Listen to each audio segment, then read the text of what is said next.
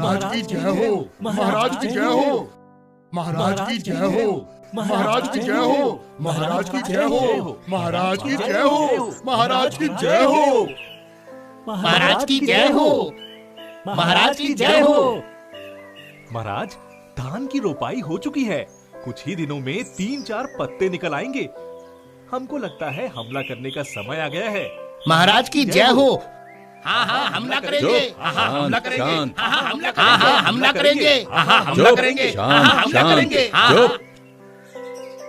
हमें सिर्फ हमले के बारे में नहीं सोचना है, हमें ये भी ध्यान रखना है कि जब हम हमला करें वो समय शीत ब्लाइट के लिए सबसे उपयुक्त हो और हमारे हमले का किसान को बिल्कुल पता ना चले।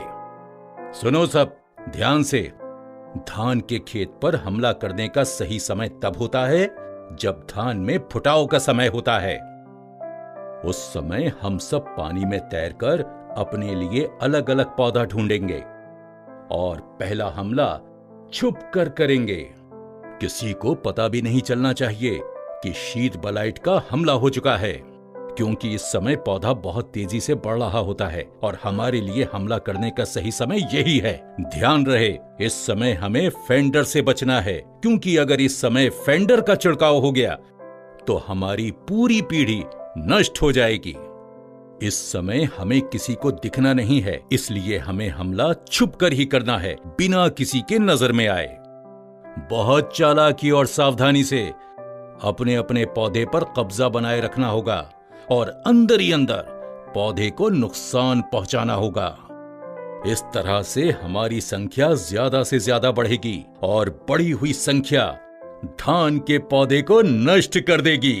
तब जीत हमारी होगी। बस पहले कुछ दिन हमें पौधे पर छिपकर हमला करते रहना होगा, बस इस फेंडर को हमारा पता ना चले। हम 7-8 दिन में अपनी संख्या इतनी बढ़ा देंगे कि पूरी तरह से पौधे के तने को ढक ले। अगले 5-6 दिन हम एक पौधे से दूसरे पौधे पर फैलना शुरू कर देंगे। अब अगर 2-4 पौधे हमारे आक्रमण से कमजोर पड़कर दिखने भी लगे तो कोई बात नहीं, लेकिन ध्यान रहे इस समय हमारी संख्या ज्यादा हो और नुकसान कम दिखे। अगर इस स्तर पर किसान का ध्यान हमारी तरफ नहीं गया तब हमें कोई नहीं रोक पाएगा। हमारी ताकत बहुत तेजी से बढ़ने लगेगी। अब हम पौधे के निचले स्तर से चोटी की तरफ फैलना शुरू कर देंगे और पूरे पौधे पर अपना कब्जा कर लेंगे। अब अगर हमारे लक्षण दिखे भी तो किसान हमारा कुछ नहीं बिगाड़ पाएगा, लेकिन हाँ, एक बात सुनिश्चित कर लो, उस समय हमारी संख्या बहुत अधिक होनी चाहिए और ज्यादा से ज्यादा पौधे हमारे कब्जे में होने चाहिए। अब हमारा सिर्फ एक ही उद्देश्य है, पूरी फसल को नष्ट करें और अपनी संख्या को बढ़ाएं। हमारी फौज इतनी मजबूत और संख्या में इतनी ज्यादा हो कि हम साल दर साल शीत ब्लाइट का नाम रोशन कर सकें।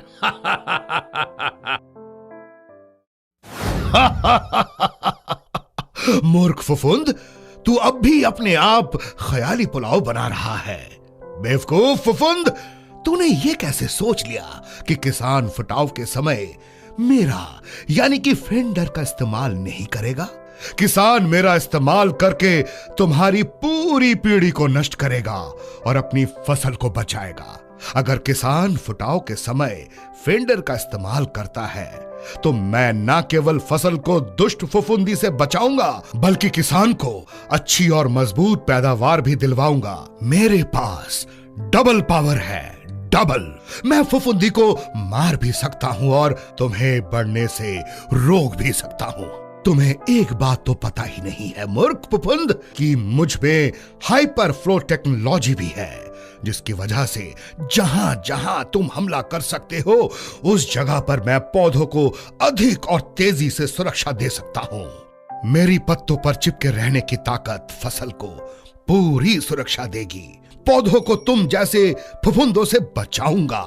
अगर तुमने तना में जाकर पौधों को नुकसान पहुंचाना शुरू कर भी दिया तब भी मैं तुम्हें मार कर पौधों को सुरक्षित कर सकता हूं और तुम्हारी संख्या को बढ़ने से रोक सकता हूं। तुमने ऐसा सोच भी क्यों लिया कि किसान मेरा यानी फेंडर का इस्तेमाल नहीं करेगा और तुम दुष्टों को फसल को बर्बाद करने देगा? भागो भागो, फेंडर आ गया, भागो भागो, फेंडर आ गया, भागो। सुनो सब, कहां जा रहे हो? घबराओ मत बच्चों, मेरा कई सालों का और पिछली कई पीढ़ियों का तजुर्बा है। किसान कभी भी फुटाव के समय शीत ब्लाइट की रोकथाम के लिए दवाई का इस्तेमाल नहीं करता। वो तब तक अनजान बना रहता है जब तक उसकी फसल को नुकसान न हो। जब उसकी फसल शीत ब्लाइट से पूरी तरह बर्बाद हो जाती है, तब वो महंगी फफूंदनाशक खरीदता है, मात्रा बढ़ाता है और कई बार तो वो अलग अलग दवाई भी इस्तेमाल करता है। मैंने तुम्हें पहले भी बताया है, इस स्तर पर कोई भी फफूंदनाशक हमारा कुछ नहीं बिगाड़ सकता। तो इस फेंडर से हमें डरने की कोई जरूरत नहीं है। फेंडर हमेशा दुकान पर ही पड़ा रहेगा और अगर किसान ने फेंडर खरीद भी लिया तो उसके घर पर ही रखा रह जाएगा। किसान दूसरे कामों में व्यस्त रहेगा, बस एक बार दिन में आकर फसल देखेगा। अरे उसके पास इतना समय कहां कि खेत पर ध्यान दे। तो डरने की कोई जरूरत नहीं है। मूर्ख फफूंद, मैं तुम्हें यह जानकारी दे दूं कि किसानों की सच्ची मित्र पीआई इंडस्ट्रीज और मैं यानी फेंडर किसानों को मेरे सही समय पर प्रयोग करने को जागरूक करेंगे। और मैं ये भी जिम्मेदारी लेता हूं कि यदि फुटाव के समय मेरा 300 मिलीलीटर प्रति एकड़ की मात्रा पर प्रयोग हो गया तो न केवल मैं तुमसे धान की फसल को बचाऊंगा, पर एक मजबूत फसल का आधार भी रखूंगा। मैं 2 शक्तिशाली फंगीसाइड का मिश्रण हूं। मुझ में क्षमता है अलग अलग तरीके से शीत ब्लाइट को मारने की और रोकने की। मैं फफूंदी की कोशिकाओं में ऊर्जा उत्पादन को रोक देता हूं और फफूंदी की कोशिका भित्ति नहीं बनने देता। मैं सिर्फ धान को शीत ब्लाइट से ही नहीं बचाता हूं, साथ साथ धान को अच्छी नींव भी देता हूं। मेरे किसान भाई, मेरा इस्तेमाल 300 मिलीलीटर प्रति एकड़ में करना और ध्यान रहे 300 मिलीलीटर फेंडर को 150 से 200 लीटर पानी में मिलाकर खेतों में छिड़काव करना, जिससे यह फसल के चारों तरफ सही तरीके से फैल जाए। मेरा इस्तेमाल फुटाव के समय करना और मैं आपको विश्वास दिलाता हूं कि शीत ब्लाइट की समस्या से छुटकारा दिलाऊंगा। मुझ में है डबल पावर।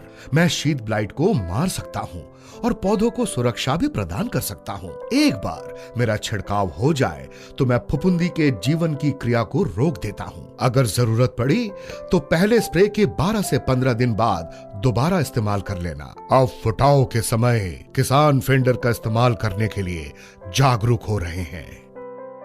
दोस्त फेंडर, मैं तुम्हें 300 मिलीलीटर प्रति एकड़ फुटाव के समय इस्तेमाल करूंगा और अपने फसल को शीत ब्लाइट से बचाऊंगा। आओ तुम मेरे साथ चलो। भागो भागो, किसान फेंडर लेकर जा रहा है। भागो भागो, फेंडर आ गया।